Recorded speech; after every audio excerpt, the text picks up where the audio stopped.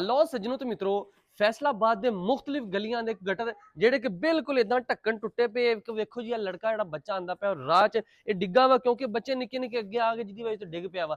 ਹੁਣ ਇੱਥੇ ਅਸੀਂ ਕਾਲ ਕਰਦੇ ਹਾਂ 1134 ਨੂੰ। ਮਹੱਲੇ ਵਾਲਿਆਂ ਨੇ ਕਿਹਾ ਕਿ ਅਸੀਂ ਕਾਫੀ ਦੇਰ ਤੋਂ ਕੰਪਲੇਨਾਂ ਕੀਤੀਆਂ ਤੇ ਉਹਨਾਂ ਨਾਲ ਗੱਲ ਕਰਕੇ ਪੁੱਛਦੇ ਹਾਂ ਕਿੰਨੀ ਦੇਰ ਤੋਂ ਕੰਪਲੇਨਾਂ ਦੇ ਤਾਂ ਕਿਦੋਂ ਨਹੀਂ ਹੱਲ ਹੁੰਦਾ ਪਿਆ।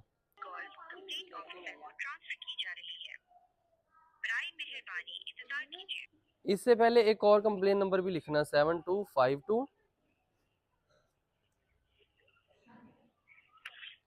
एक ही अकाउंट नंबर पे करवाई थी? जी जी, इसी नंबर पे करवाई थी। 725300। जी जी, तो दोनों ऑफिसर को फॉरवर्ड चेक करके गए थे। कितने आया कोई नहीं, मैं मेजरमेंट भी नहीं सर मैं करके ये पूछ रहा हूँ कि कितने दिन हो गए कि कंप्लेन हो, सिर्फ इतना दसियो मैनू। ये सर है आपकी, एक है आपकी 14 की, एक है 9 की। मतलब टोटल आज कितने दिन हो गए? तकरीबन 10 दिन हो गए। दो को एक दिन हो गए, बाकी को एक दिन हो गए। कितने दिन? सर एक 14 की थी ना? जी जी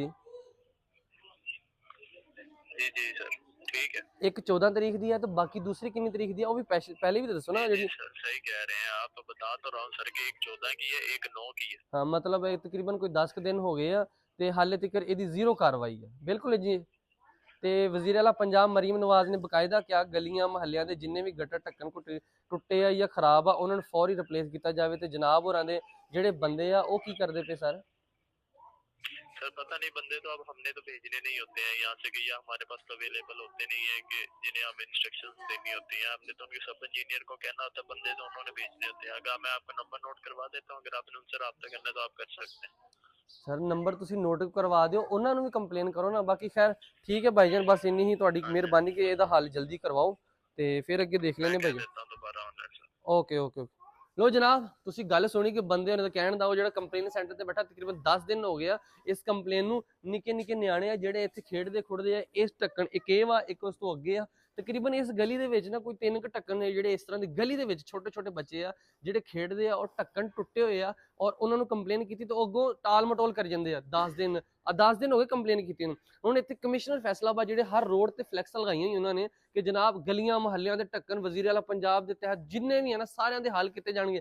ਲੇਕਿਨ ਜਨਾਬ ਇੱਧਰ ਵੀ ਨਜ਼ਰ ਮਾਰੋ, ਆ ਵੀ ਇੱਕ ਇਲਾਕਾ ਵਾ, ਇੱਥੇ ਵੀ ਦੇਖੋ ਇਹ ਗਲੀ ਦੇ ਵਿੱਚ ਲੋਕ ਰਹਿਣ ਵਾਲੇ ਆ, ਨਿੱਕੇ ਨਿੱਕੇ ਨਿਆਣੇ ਵੀ ਰਹਿੰਦੇ ਪਏ ਇਸ ਗਲੀ ਦੇ ਵਿੱਚ, ਲੇਕਿਨ ਇੱਥੇ ਦੀ ਕੋਈ ਸੁਣਵਾਈ ਨਹੀਂ ਹੋ ਰਹੀ। ਤੁਸੀਂ ਕਾਲ ਇਸ ਵਾਸਤੇ ਮੈਂ ਤੁਹਾਡੇ ਸਾਹਮਣੇ ਕੀਤੀ ਤਾਂ ਕਿ ਪਤਾ ਚੱਲੇ ਕਿ ਜਨਾਬ ਕੰਪਲੇਨਾਂ ਪਹਿਲੇ ਤੋਂ ਹੋਈਆਂ ਵਾ, ਲੇਕਿਨ ਰਿਸਪੌਂਸ ਜ਼ੀਰੋ। ਵਜ਼ੀਰ ਆਲਾ ਪੰਜਾਬ ਅੱਗੇ ਅਪੀਲ ਕੀਤੀ ਜਾਂਦੀ ਕਿ ਇੱਧਰ ਵੀ ਜਨਾਬ ਜਿਹੜੇ ਆਪਣੇ ਬੰਦੇ ਆ ਨਾ ਉਹਨਾਂ ਨੂੰ ਭੇਜੋ ਤਾਂ ਕਿ ਇੱਥੇ ਜਲਦੀ ਜਿੰਨੀ ਜਲਦੀ ਹੋ ਸਕਦੀ ਇਹਨਾਂ ਦੇ ਢੱਕਣ ਠੀਕ ਹੋਣ।